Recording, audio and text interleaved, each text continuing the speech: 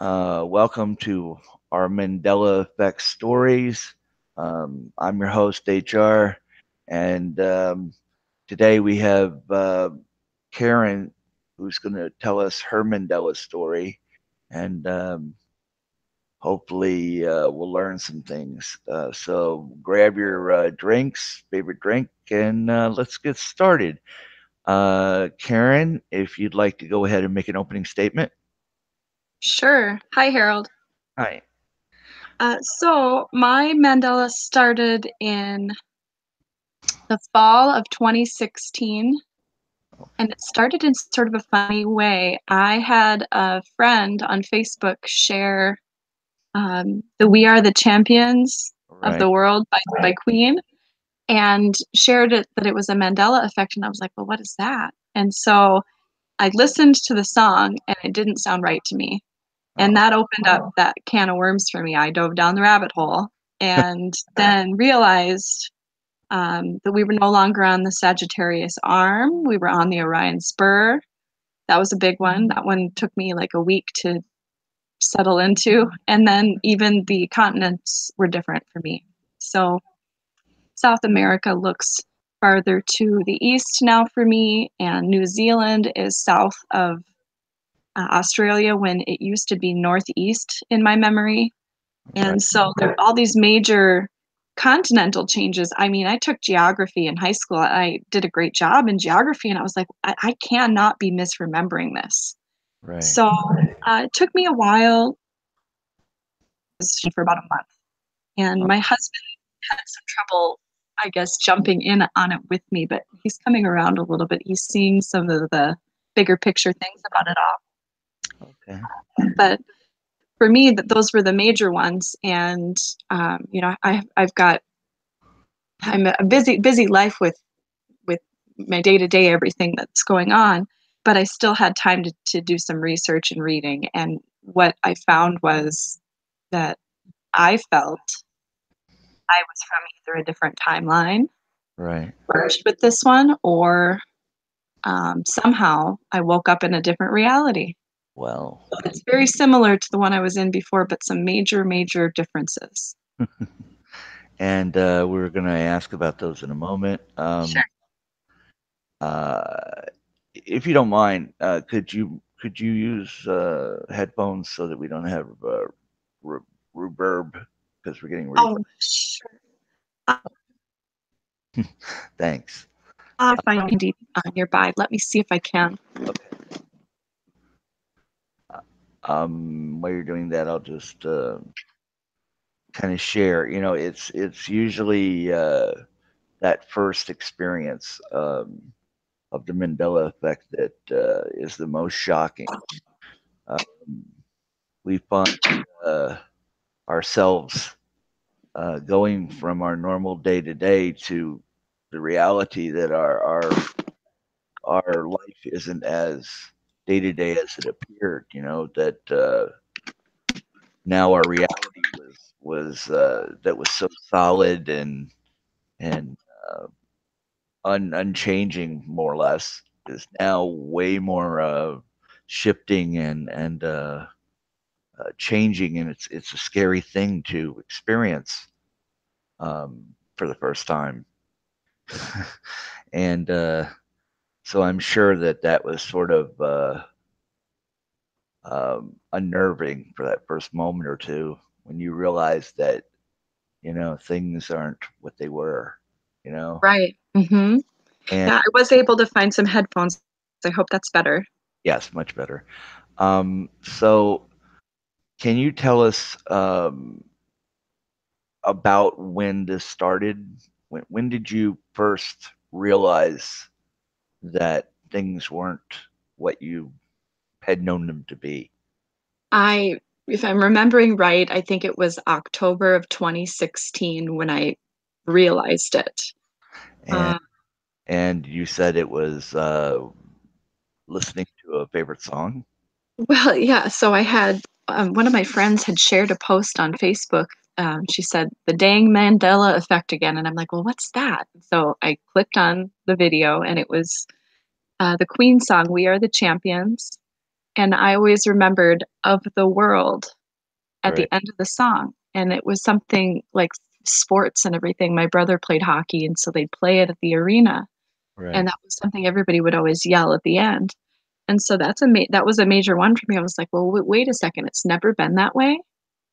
And so I guess people, that's an interesting one because Freddie Mercury has even started singing it live, but it's not on his recordings. But he started singing it live because people were singing it in the crowds. Right. Right. So that's an interesting one because he realized that people were remembering it that way and he wanted to honor his fans. So he is singing it that way live now, but not on any recordings. Right. Right. And so once you heard this for the first time, obviously, you were a bit shocked. Um, where did this take you? Well, the pop culture side of it is very interesting to me. And, um, you know, the things that for sure you remembered one way from your childhood. I was an 80s child. So growing up in the 80s, there was a lot of fun pop culture events and things that happened then. And um, I guess it kind of took me down that pop culture side of it first. Yeah. And, the Berenstain Bears and those things that I remembered differently from childhood. Um, I was going, yes, okay, check this off the list that I remember this the other way and this one and this one. And so I went down the list of that people had started compiling even on YouTube. I would watch the YouTube videos of the early Mandela effect videos. And I Right. go, okay, well, I'm a part of this group. Mm. And so the pop culture side of it's interesting to me, but I find that, the geographical one is huge. And even I was a fan of Carl Sagan. I loved Carl Sagan's work. So watching Pale Blue Dot and, reading his work and always hearing him say we were on the Sagittarius arm. Right. And even Neil deGrasse Tyson there's footage of him describing us on the Sagittarius arm. And he's an astrophysicist. So the fact that now science says we're on the Orion spur to me says, okay, we moved that far in the cosmos somehow overnight. I don't know.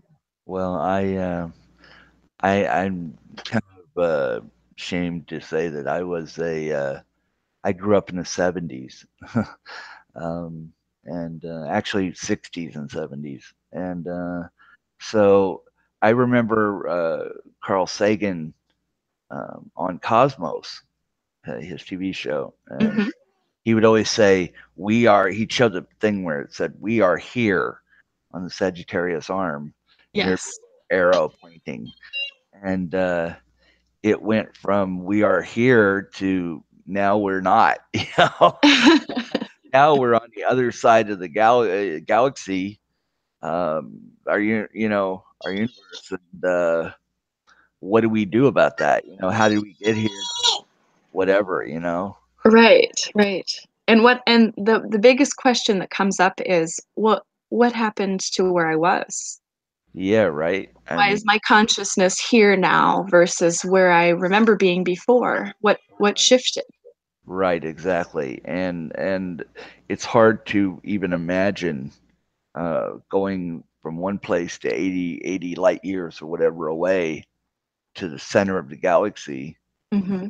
and then suddenly, it seems like we're right back to where we were. You know what I mean? Like we're at the Orion Spur, okay, but you know, we're still kind of in the same reality. I mean, it seems like, you know what I mean? Right.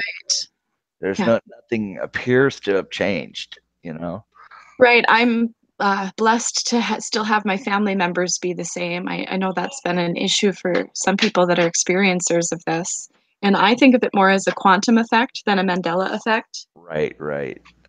Yeah, I've been needing to change the terminology as well, but the experience is still the same. um, we're different. We're elsewhere. And how did you find out about the geographical changes and the spatial changes? Well, I started looking at maps because I saw a YouTube video. Um, and I'm sorry, I have a little one peeking in here and giggling. I'll be right back. Okay, that's fine. Um, yeah, it's very scary to wake up. I'm so sorry. Are you still there? Yeah, I'm still here. Okay. It's busy day every day here at our house. So, yeah. So the geographical changes for me, I started looking at maps. Yeah, Just pulled up, maps that I could even just find online, and I went, "This is not what I remember." right, right, And even Europe looked different to me, and I couldn't pinpoint exactly what was different about Europe, other than the boot of Italy looks like it's a different shape than I remember. right, right. Um, but then you start sort of questioning, well, how good is my memory? Yeah, and and I think that's a common thing that happens to everyone who is experiencing this quantum shift. Mandela effect shift. Yeah, you kind of question what what are my memories? Are they tangible? Are they something I can really trust? Everybody sort of has that moment when they're going through this, going, um, how can I have such different memory and common memory with so many others? Right. So, what I find interesting is I stumbled across a video of Trey Gowdy Okay. having a hearing talking about a CIA operative that was sort of a double agent and on the payroll. Right. And they get to this point, I think it's about halfway through this hearing. Hmm. And he says, well, it seems to me it doesn't matter if you're an old Earth guy or a new Earth guy. And then he goes along and says that this should have been discovered a long time ago that this guy was on the payroll and not really working for the I think it was CIA. Yeah. Um, and I went, oh my goodness, this is public disclosure subtly through this hearing that Trey Gowdy is. He's talking about it, old Earth guy, new Earth guy. So I Yeah. think that our governmental facilities have awareness of this, that this is happening. Right. Um, they've been briefed on this, I think, Sure. because why would he use that terminology otherwise? Right. So that was a big shock for me. I went, oh my gosh, okay, here it is in the mainstream. Here's disclosure from a public official in a Right. in a very subtle way. You have Sure. to dig for it to find it, but that one is interesting to me. So I have those validations. Sometimes I'll find things like that, or people talk about CERN, Yeah. and some of my validations through that this could have something potentially to do with CERN. I know there's a lot of theories, but Right. for me, it's the Sally Field connection to CERN. Her brother, I think it's her brother, is a scientist there. Okay. And, And I have done some research, and there's an interview of her talking about how she toured the facility. And so right. you look at her name, Sally, is it Sally Field or Fields with the S? And then Right. you look at, the Forrest Gump. There's a lot of Mandela effects relating to her Right. and her acting career. So anyway, that's an interesting one. That's an interesting rabbit hole to dive down is the Sally Field connection to ME Right. and CERN, and if there is anything that CERN is doing that has an effect on our reality, then it would make sense if she has a personal biological family member that works there. So Yeah, that would kind of put a little icing on the cake, wouldn't it? it's interesting, really interesting. Yeah, me personally, I kind of have noticed that there seems to be a um, I don't I hesitate to say uh, shift regular effect. In other words, it seems like every so often we shift and then things change, subtly. Not Yes. major things, but the minor things you notice suddenly are a little bit different. And I've noticed that history changes just a little bit. Um, I've been following World War II, and I've noticed that the Japanese had sent two submarines to attack our west coast at that time, and where they attack seems to subtly change each time we have a shift. It'll go from one area to another area, and Oh, that's interesting. I've been following that for a while. Also, I've noticed that photography has changed in the older photography, like back in the Mhm. 1800s, has suddenly became much better, and Yes. it's very clear. It looks almost like HD in the 1800s. It's like how that Yeah. How happened. does that work, right? The Yeah, right, technology that I remember from that time was just, old aperture cameras. They have to leave the exposure open a long time because they didn't have flash. right.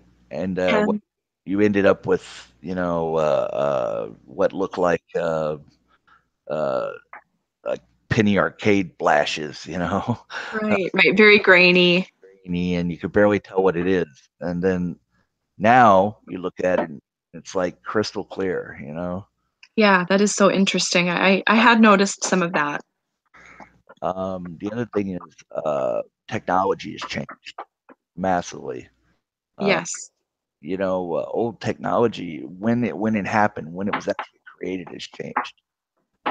Now you got color TV being developed in the 1930s, um, and there was even a fax machine created in the 1800s, in the late 1800s. Now, why? First of all, why would they ever create a fax machine in the 1800s when they didn't even have electricity at that point? Right, right. Yeah, it really does make you wonder about the time travel element to this, the theory of time travelers affecting our timeline. Right, right. And so my question is, you said you made a statement that your family wasn't changed. So Yeah, oh, that's a yeah, interesting here. I'm gonna close the door here. I'm so sorry. okay. Um,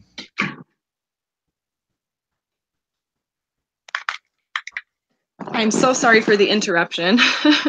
okay. Yeah, so I shouldn't say my family hasn't changed. I still have all my key players. Right, right. Um, but my husband actually is more kind and compassionate than I Mhm. remember him being. Even we had only been married a few years when I first started waking up to the Mandela effect. But as time goes on and we have these little shifts, Yeah. it's affecting him in a positive way. Hmm. So that's been really great. But I mean, even freckles, like Yeah. my personal MEs are moving freckles on my kids and myself. Yeah. Those funny things where you go, wait a second, that used to be in a different spot. And it moved over to this part of the arm, or, those sort of things where it's like, oh, that's strange. Um, so even for me, like my childhood home, Yeah. I drove by probably early 2016, drove by my old family home, and everything looked normal then. But I tried to, in the early, I guess, summer of 2017, go back and drive by, and Yeah. the road had completely moved. Wow. The road that used to go right by our family house, our childhood house, had been moved. And then you could see where the remnants of it was. They had Uh-huh. closed, it was like a dead end road now with a Yeah. dike and grass, lots of grass. And I was like, there's no way this wouldn't still be dirt if they just recently did this. Yeah, right? So it was very strange. I was like, oh my goodness, I don't even know how to reconcile this. And so I took pictures, I sent it to my brother, and he drove by a couple months later and he went, "Oh, that was so strange." Yeah, So, that'll do it. yeah. Yeah, that'll do it. I mean, it was just like you can certainly move a road, but Yeah, it of takes course. time. It takes time. There's, construction debris, there's dirt, there's all of that. And Right. it was like it had happened years ago. Wow. And so, yeah, that was an interesting one for me. I was a little shaken after that. Yeah. Yeah. So what I'm finding though in these groups, in these people of the affected Right. groups, most of us are really empathetic and compassionate. Yeah. And so that's something I'm finding that's a really common thing. And that's something that I've always, I was a really sensitive kid Yeah. and very aware of even like energy. People, if someone was sad or angry, I could pick up on it without them saying anything. Right. So that's something that I'm noticing in my adult life now. The people that I'm connecting with in these communities are all really compassionate, very empathetic people. And so I'm noticing in some ways it feels like, okay, I'm losing a grip on the reality I used to know, but I'm finding people that are good still in the world, and that's encouraging. Uh-huh. Yeah, Um, that's great. I yeah, it must be as obviously you having a family, it must be really hard because you know you worry that something might happen to one of them, or that right. have a change and you suddenly have a son instead of a daughter, or people have reported this. Yes, yes, yeah. So far, they if we're shifting together. So far is what it seems to me. The children are pretty young, Yeah. but yeah, I've heard, especially for children that are older, children in their 20s and things like that, that sometimes these parents are waking up and trying to call their son or daughter, and the number's not the same. Right, right. And they have to wait for their family member to contact them to even have communication. And That's weird. that's weird. Yeah. Yeah, what do you do about that? Or you wake Right. up and your husband or wife, well, in my case, you would say wife, but a husband is not the guy you went to bed with.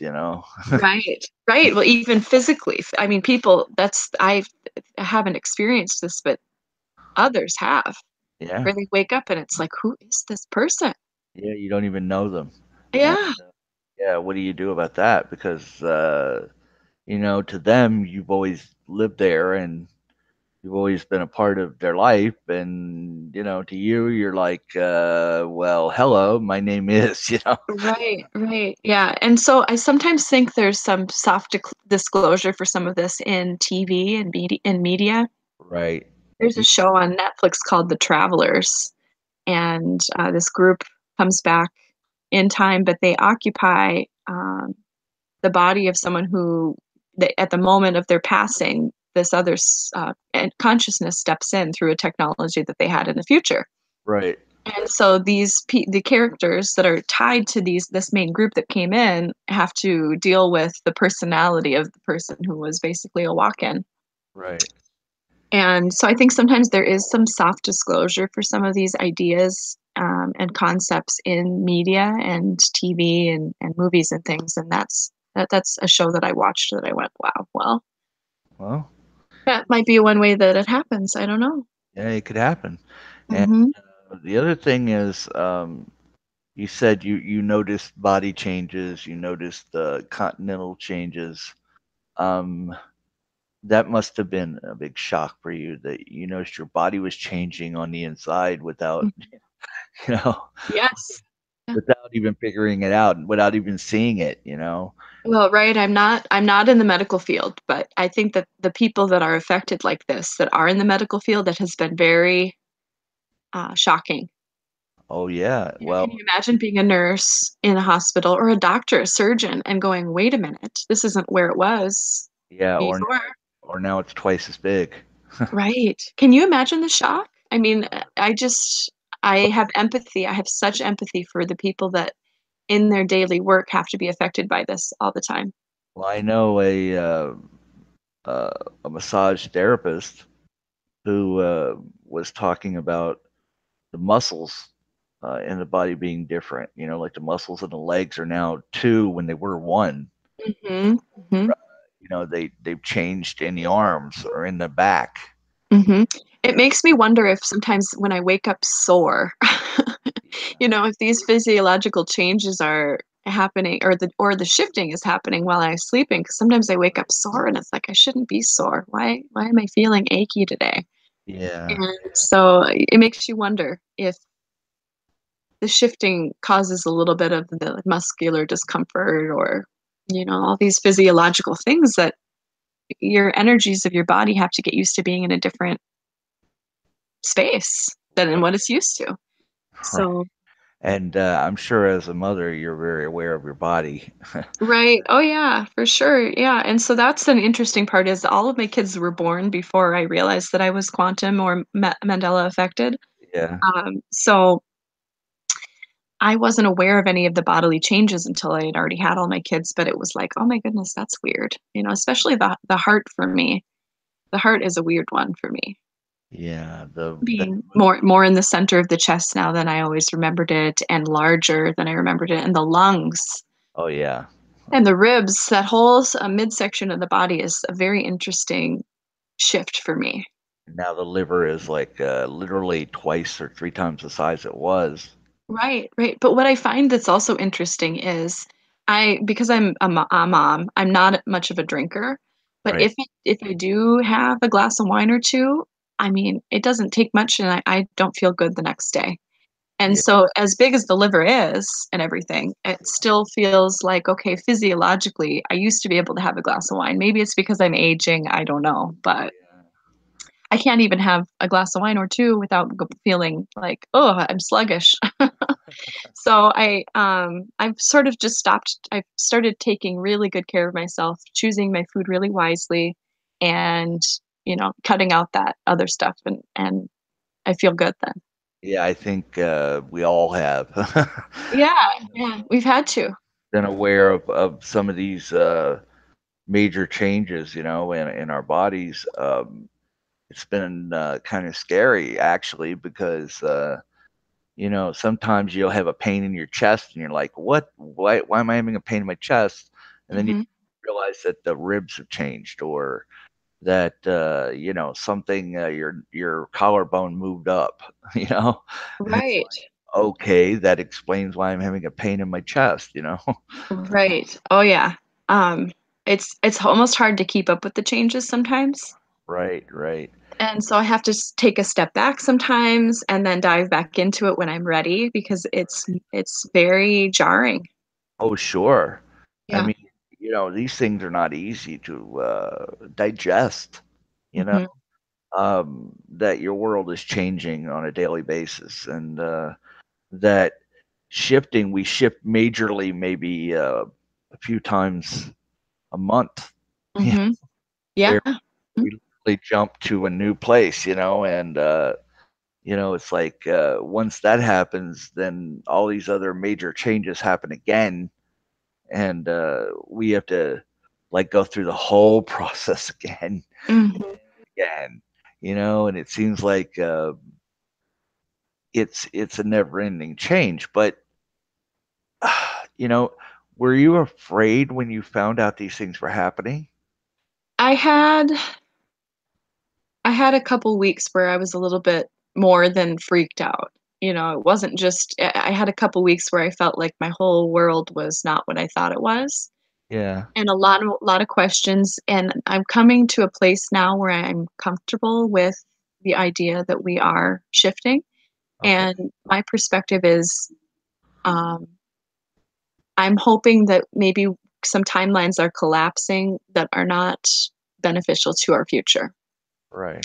It's my hope, and I'm an optimist, that we are working towards an optimal timeline that's the best for humanity going forward into the future, where um, we're empowered moving forward. We've been, when you really dive into all this, there's been a lot of manipulation over Yeah. thousands of years. Yeah. So, anyway, I'm optimistic that what's happening is maybe that we might have some help from higher dimensional, even ourselves on the higher dimensions, creating the optimal timeline and collapsing the ones that are not going to serve us. It's kind of my perspective. Okay. And it's what do you tell your children? I mean, when they're able to understand it, what are you going to say? Well, I try to instill in them a healthy sense of curiosity where it's okay to ask questions. Right. That's something I think that is missing from the school systems, and my kids aren't quite of the age where they're really in the school system yet. They're more preschool age, but um, I think it's something that we're going to have to face when it comes that time of it, I won't know what their experience is until they've had enough of the lifespan to go, hey mom, this is different than I remember it. At this point they're still young enough that they won't Really remember anything. recognize it. Yeah, they won't recognize it yet, but Yeah. it'll be interesting. That's something that will come. Yeah, I think that part of our responsibility is to try to help those that experience this thing kind of get through the day. It's not just get through reality or all this other stuff, but just get through the day. Because I've Hmm. noticed a lot of people are having a lot of problems. They're fearful. Of what's going to happen next. Yes. You know, and my opinion is don't worry about tomorrow. Worry about now. You know, if Hmm. if you can get through this day, then tomorrow we'll worry about that when it comes. Right, right. Yeah. I do sort of feel like the those of us who recognized that this was going on early on and Yeah. recognized that there were others who were genuinely not just, pretending that they're experiencing these things, but really are. Right. Um, we can mentor those that are genuinely scared and going through this. And I think that's something that I'm finding in a couple of the groups, the community that we've built Right. is those of us who have kind of realized this almost long ago now. When you look at it, it's been at least 18 months for me. Yeah. Yeah. So I just think we can certainly help those that are scared. You're right. That's one of the I think the positive sides of all of this for us. Right. It's definitely I consider it one of our responsibilities is to the community at large, to help those that have just awakened, just experienced it to get through the day, because again, Hmm. people are literally afraid, and I mean, I know after almost 2 years, I'm jaded a bit, I'm used to it, oh, what changed today? Oh, what changed, Yeah. right, this change, that change. Okay, let's go ahead and see what's going to happen tomorrow, and see what if we can figure out a theory of how we're going to deal with this. And Hmm. it's as a regular Mandela effectee or a quantum effectee, um, I I have to say I'm just rolling with the punches now. I don't nothing affects me or really surprises me anymore. You know. Right, right. Yeah, there's that turning point for all of us that dive into this and really do our reading, research, and realizing all the changes. There comes that point where you go, okay, I can either feel like I'm a victim and I'm scared, or I can say, all right, this is my reality now, and feel empowered and know that you can handle it. Right, and this can That's yeah. you know I think it's important that you're bringing up that the fear is there. It is a scary time when you're adjusting to the idea that the reality is not no longer the reality that you're in. It's I'm in a good place now. If you had talked to me probably December of 2016, I would have had a totally different conversation with you. right. I understand. I kind of equate it to people who are in war. It's like when a war breaks out, and it affects a country, people have to adjust. They just have to, and they're shell shocked, literally, because they don't know what to say, what to do, how to handle it. Mhm. It boils down to that moment where they realize that what we have now is now. After that, you know, it could all be different. It could change in a blink. It could change in a day. It could change in a month or a week. But what we have is now, and we have to learn to live our lives to the fullest. In the moment, rather than relying on the future or living in the past, but just living in the now. Yes, I agree with that. You know, And that helps with the spiritual growth side to all of this. I think that this, in some ways, is we, those of us who are affected in this way, are able to handle this. right. This is being thrown our way, and we're able to handle it, and we will get through it. And especially if you can find a community of people who understand, you're not crazy. Oh no. But what you remember was what you remember. It was your reality from before we've had these shifts starting. And Right. so, yeah, just know if you're listening to this, know there's a wonderful community out there. You just have to seek the right group for you, and when you find it, you'll know. Right. Right. Find And your group, and there's so many loving, supportive people that are going through this that have been through it, realized it before, you know, before you. right. And so we've had some time to adjust. Yeah. Yeah, and so I agree with you. I think that's an important takeaway from anybody who's listening to this, that they need to know you're not alone. No, and I think that the problem has been that we have not educated those who have just experienced the quantum effect or the Mandela effect.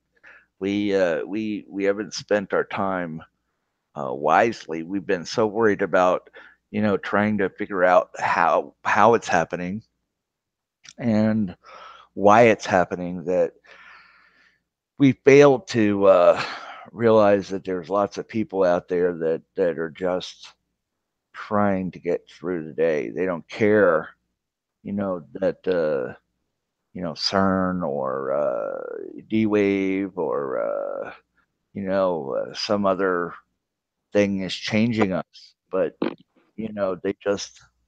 they're trying to get through the day, man. Knowing that everything that they knew is now different. You know, Yeah. and it's a real human problem. It's not just a science problem or a time problem or a spatial problem, but it's a human problem that Mm-hmm. missed our mark. We've missed our opportunity to reach out and say, listen, you're not alone. And none of us are alone. We're together here. And if you need help, if you need a friend, Mm-hmm. we're here. As a friend. And that's in I my think, opinion, yeah, not more of a problem.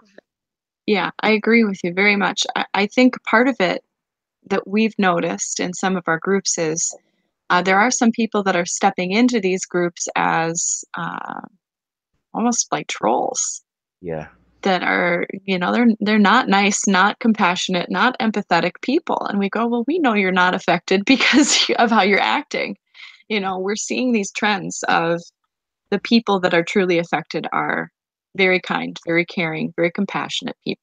So you can spot the troll from a mile away when they're jumping into the group and causing trouble. Yeah. You know, you know. And so, but then you wonder why. Why would anybody care that much to do that? It just makes you wonder sometimes. Yeah. I'm of the opinion that there is a portion of our government is that doesn't want people to know what's happening, Mm-hmm. and deep state or whatever you want to call it. Um, they're actually sending these trolls Mm-hmm. try to run people away from the groups to try to make people believe that they're crazy or make people believe that none of this is real or is happening. That's my feeling too. And so we need to be aware that that's a possibility and not allow it to hinder our ability to help the other people that are going through this. Exactly. Hmm. Um, again, Karen, I just want to ask you, you've been in this, you said 18 months or more. Hmm. Okay, after 18 months, um, what can you say to those that are just waking up today? Well, I would start by saying find someone else who is an experiencer of this. It doesn't need to be a family member. It doesn't need to be. You can find somebody online through these ME groups, these Mandela effect or quantum effect groups, um, and find someone you connect with that you can message and say, "Hey, can I send you this quick message? This I just discovered this today, and it's shaking me to my core." And um, I found I talked to my close family members about this, and they are not experiencing it the way that I am. And Yeah, so it was isolating. So just know there are people out there that, will care and find someone, just one person, find one person that you can message when something jars you. And then know that when you are able to share what you're going through, even just a 5 minute or less conversation through chat, right, or messenger, uh, it makes you feel better right, knowing that someone else out there knows how you're feeling and that they understand it. right, right. That'd be my first step if I were back in this again. I found a couple people that I could message, and that helped me so much. And I want to just ask you, in your day to day, are you fulfilling this particular role for other people as well? Um, I have a lot of things in the air when it comes to what I'm reading and researching. Of course, yes, I'm Mandela affected, but I'm also researching a lot of other things. I'm reading all of the Q postings, Right, right. and I'm following along with what's happening in the world in that way. Yeah, me too. And so I would say I'm certainly available to be there for people if they need to message someone, and they're a part of our group. Anybody that ever needs to send me a message, I usually get back to you in about a couple hours. Sometimes I don't have my phone right with me during the day, um, so I would say I should probably step more into the role of being a mentor to people that are first discovering this, Right. um, while keeping the balance. You know. Yeah, yeah. Yeah. It's tough. Um, the other thing I find helpful is if people begin journals, begin to write down things, and share their own views in a journal, so that they can look back and see what happened yesterday, last Who month, are you even talking to? and that's it helps them with that information, so What are you talking to? that you're not so alone. Who are you even talking to? Well, Hey, Karen, where's uh, my red for everything you've shared with us, it's been a uh, a very experience.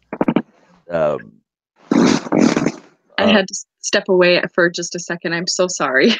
please, I've got I've got little ones, so they're trying to see what I'm up to. completely. Yeah, it's not a normal thing for mom to step away. I got them settled with Yeah, breakfast and said, "Okay, mom's gonna be back in a little bit." yeah, Yeah, so I loved having this conversation with you today, and yeah. It was a great experience for me as well, and hopefully helped a few people who are now dealing with this situation. Um, I just want you to give a closing statement. I mean, if you had to tell one person that woke up just now, what would you tell them? I would probably just say, I know that it's scary when you first wake up to this. It does get better, and you will adjust to the day-to-day changes that you notice. And actually, it becomes almost sort of exciting to follow once you get through the shock and the scary part of it all. Right. It becomes exciting to follow what's coming next, what's different now. And sometimes you can almost see a pattern. It almost feels like there's a pattern. And so I would just say stay empowered as much as you can and know you're not crazy, you're not alone, and there are a number of us out there. Right. Well, thank you very much, Karen. I appreciate your insights. I appreciate your story, um, and your view on things. And I just want to say thank you. If you enjoyed this show, go ahead and click the thumbs up button. Um, if you would like to hear more of our stories, go ahead and subscribe. Click the bell so that when the next story comes, you'll be able to get it. And if you have any comments, feel free to leave them. I'll get back to them as soon as I can. Thank you very much, Karen. I appreciate your candidness and your help with trying to share this with others. Thank you very much. Thank you. Take care. Yep. And have a good day, everybody. Goodbye. Goodbye.